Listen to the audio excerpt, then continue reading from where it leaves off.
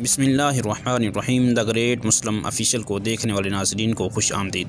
नाज़रीन, बात करने जा रहे हैं निज़ाम ए आलम की नई आने वाली किस्त के हवाले से कि इसमें हमारे अहम पॉइंट ये होंगे कि हसन सबा और मारकोस के दरमियान इख्तलाफ क्यों पैदा हुआ, जबकि दूसरा पॉइंट तुरना खतून के हवाले से होगा कि क्या उसे अगवा किया जा रहा है, जबकि तीसरा पॉइंट संजार और अमीर ताजुल मुल्क के हवाले से होगा।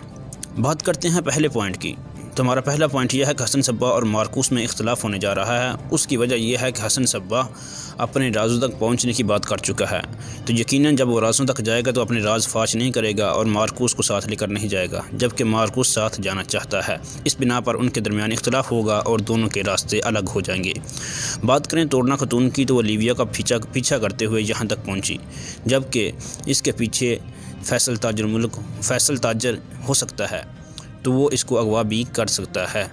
जबकि संजर और अमीर ताजुल मुल्क भी आमने सामने है, तो संजर अमीर ताजुल मुल्क को यहाँ पर मारेगा नहीं, बल्कि इसको छोड़ देगा और इसको सुल्तान की अदालत में लाएगा या फिर ख्वाजा की अदालत में लेकर जाएगा, और सुल्तान इसके साथ वही हाल करेगा जैसा कि पहले किया गया था।